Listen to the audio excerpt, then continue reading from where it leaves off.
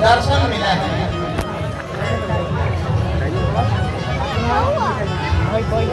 बाल्यावस्था से लेकर के वृद्धावस्था तक हम दर्शन में ही जीवन जीते, लेकिन मनुष्य ये नहीं समझ पाता कि कौन सा दर्शन।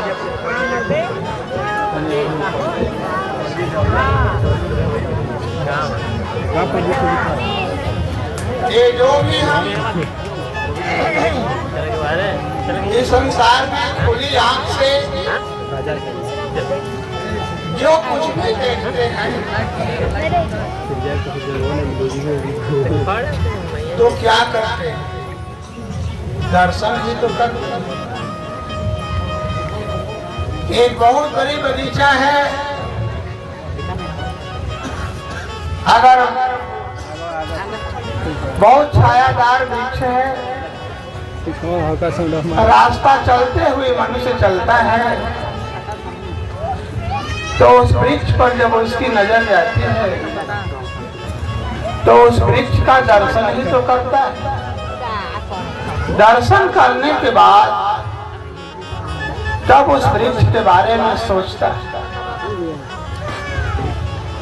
कि ये वृक्ष कितना छायादार वृक्ष है, इसमें कितनी कितनी डालियां हैं, कितने पत्ते हैं, और इस वृक्ष के अंदर कितनी मात्रा में फल लगा हुआ है।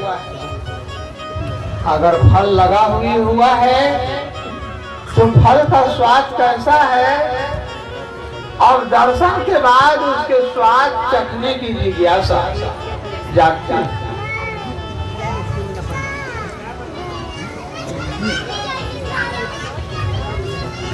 और स्वाद चखने के बाद तब किसी को समझाने की आवश्यकता नहीं होती कि फल का स्वाद कैसा है। वो स्वयं में निर्णय ले लेता है कि इस फल का स्वाद कैसा है। ऐसे स्वादिष्ट आम का फल मिलता है। मान लीजिए आम के बहुतेरे वृक्ष होते हैं, नाना तरह के नाना किस्म के आम होते हैं, लेकिन उनका स्वाद भी किस्म किस्म का होता है।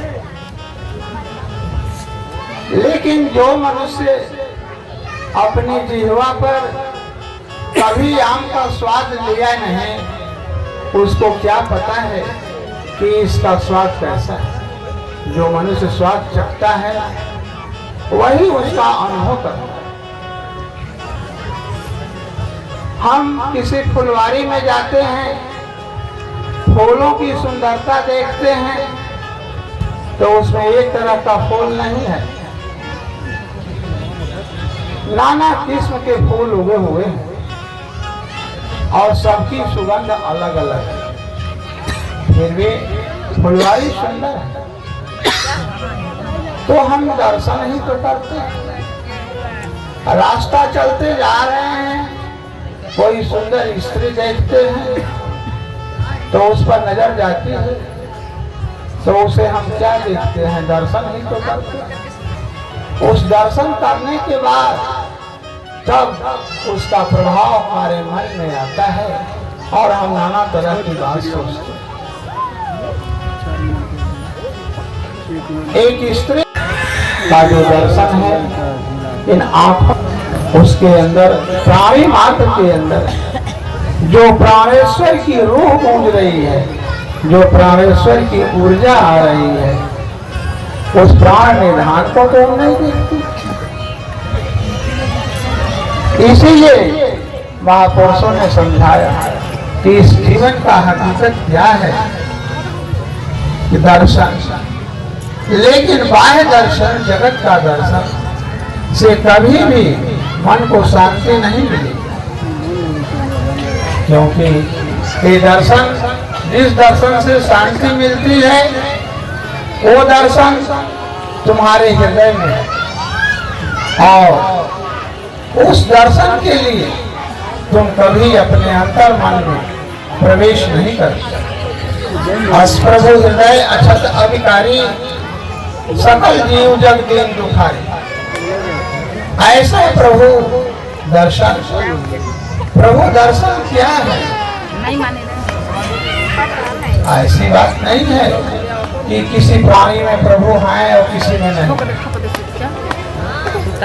सभी प्राणियों में प्रभु की सत्ता गूंज रही है, लेकिन जिसकी सत्ता से, जिसकी ऊर्जा से हम शरीर